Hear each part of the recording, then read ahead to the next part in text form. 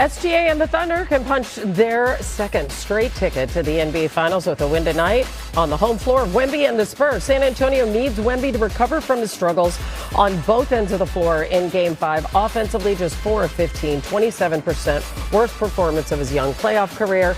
On the other side, the Defensive Player of the Year, allowing OKC to shoot almost 70% as the primary defender, up from 51 over the first 4 games of this series. And we have reporters covering both teams. Michael C. Wright with the Spurs, Tim McMahon with the Thunder. Michael, let me start with you and Wemby. Only 4 made baskets in Game 5. Mitch Johnson stating the obvious. They need more scoring from him. What are you hearing from the team about Wembanyama in this elimination game tonight?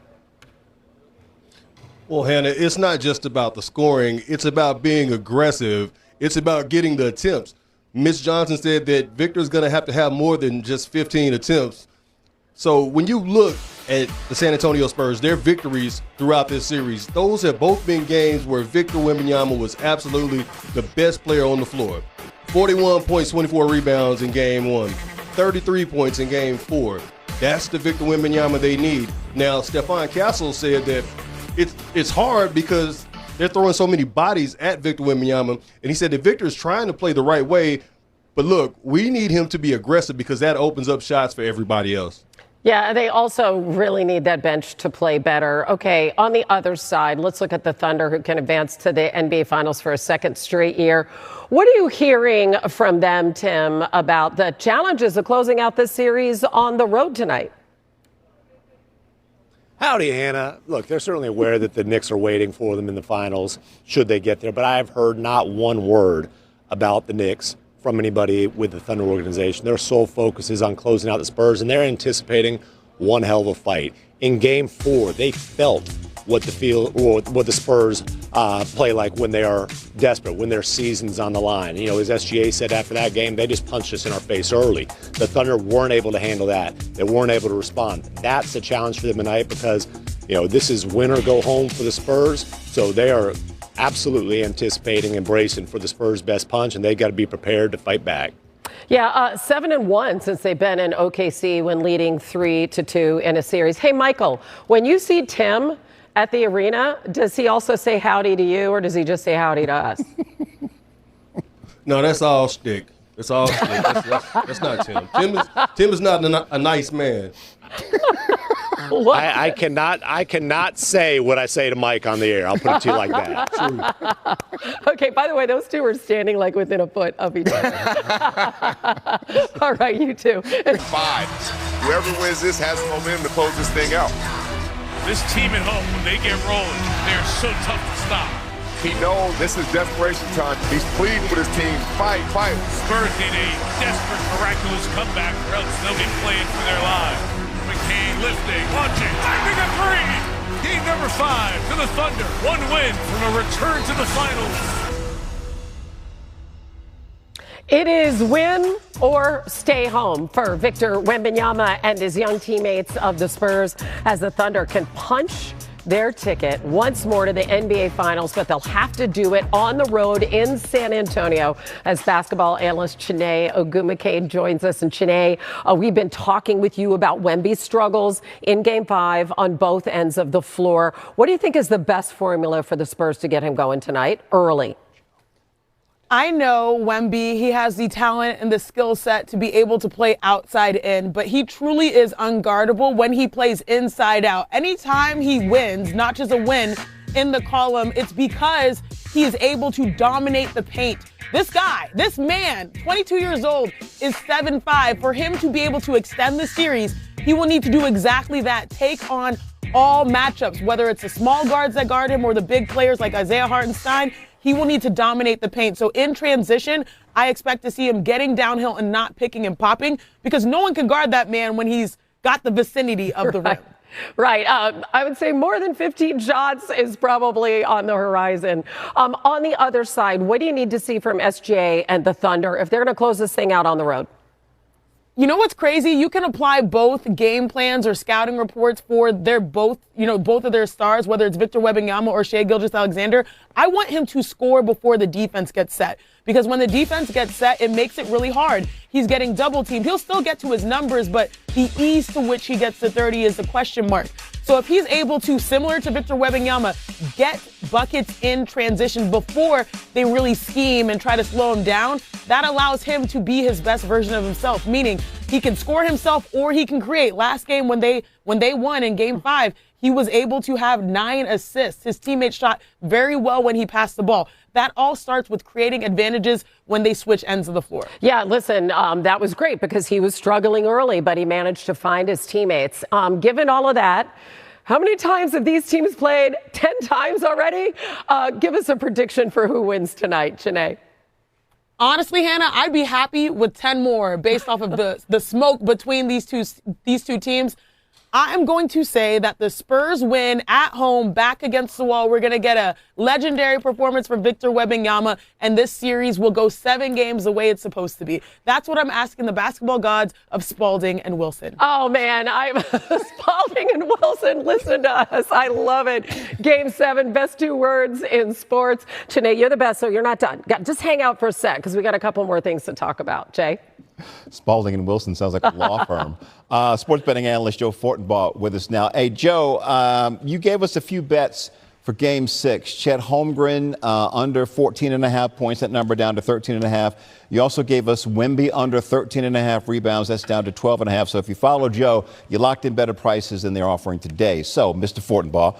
All right, thanks for having me, Jay Harris. I'll catch you tomorrow. Yeah, well, I had to give the background. Give us a couple more bets that you like for Thunder Spurs. Let's start with the total, 219.5. We're going to bet the under. Game 5 gave us the most points we've seen in the entire series. It gave us the most free throw attempts we've seen in the entire series. And it gave us the second fastest pace of the entire series. As a result, we now have one of the highest totals of the series, which means a guy like me is going to naturally look to go the other way and bet the under. A.J. Mitchell out. Jalen Williams could be out. Keep in mind, Game 5, it didn't hurt. Game 4, it killed the offense. I think we get a lower scoring affair. Isaiah Hartenstein, player prop, over 7.5 points. Nobody in this series is getting better looks than Hartenstein. It's a math problem for San Antonio. When you take into account SGA and the other primary scorers, they routinely leave Hartenstein open. As a result, he's putting up points. 10 or more in 3 of his last 4 starts. He's averaging 4.5 made field goals per game during that stretch. Throw in a couple free throws, we're home and we're making some money. That little lefty push thing he's got going on. You can't stop it. You can only hope to contain it. Joe Fortenbaugh, my guy, I appreciate you. Thank you. Hey, you two, just stay on camera for a while. That was cute. All right, let's head to the WNBA and a battle of 4 and 2 teams. We have the Valkyries hosting the Fever. They played just last Friday. Indiana won 90-82 behind 22 points from Caitlin Clark. She played that game after missing a game with back soreness, and then concern elevated after injuries limited her to obviously only 13 games last season. So everybody's got an eye on this. Golden State off to another good start. They make the playoffs last year as an expansion team, and now everybody's watching out for them as Kendra Andrews joins us now. Janae is back. So Kendra, let me start with you because we have seen the Fever managing this back injury with Caitlin Clark. What is she saying about her health? Yeah, Hannah, she says that she's feeling good. Look, the Fever haven't played since last Friday when they hosted the Valkyries, so they've had 6 days of practice and recovery, and Caitlin says that her body is feeling really good. But managing her health, as you said, has really been a process over the last year as she's gotten to know her body more. Before, she said, I would brush off anything, any discomfort I felt. I'm fine, I can play, I can go. But that's not always a good thing. But she admits now she might be almost too hyper aware of her body, and it might hold her back sometimes. So she said, I'm really trying to just strike a balance between listening to myself, acknowledging all of the feelings, all the thoughts that I have, and then figuring out when I can play and when I need to rest. She also said that she's just trying to be really in touch with her mental health, and that helps her, push through with her body and understand her body. She said, I need to understand. It's okay to feel disappointed. It's okay to feel stressed. It's okay to doubt myself. I can acknowledge those thoughts, but I also need to celebrate the victories, both big and small. And so at this early portion of the season, she's just trying to find a little bit of equilibrium, a little bit of balance in every aspect of her health. Right, staying in the moment and not worrying too much about it. That's a really interesting report, Kendra. We appreciate it. And Chene, as you're watching the Fever, right? It's been a bit of an up and down season. I'm just wondering what your biggest takeaway is about what you're seeing from Indiana so far. My biggest takeaway, and we all know it's early in the WNBA season, is that this is still a team that can contend to play and make some noise when it comes to the end, when it comes to the postseason and potentially a championship. That is their expectation. If you ask Caitlin Clark what the goal is, it's to win it all.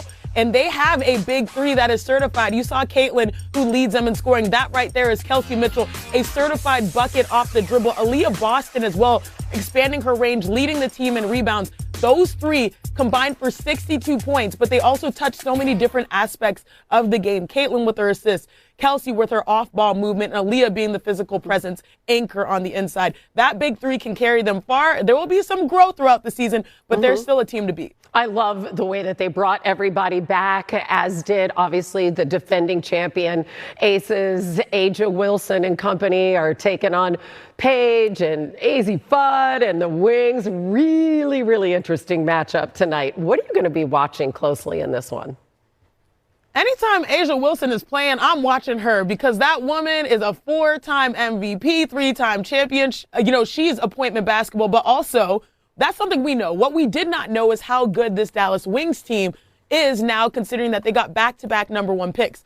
I'm watching AZ Fudd's minutes. Now, I know there's been a lot of hoopla about whether she starts or not because she comes off the bench, but then she started the second half of the last game. But regardless, she played 32 minutes, dropped 24 points, hit 6 threes, and broke even a record that was done by the franchise and her teammate in Paige Beckers. So that's great. And then, of course, obviously Paige. She's one of the smartest high IQ players in the entire WNBA. So to see the growth of this Dallas Wings squad, which will be tested versus the reigning champs in the Las Vegas Aces. Yeah, they were so good in New York.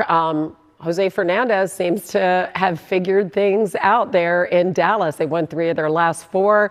Chene, always great to talk to you. Thanks. Of course.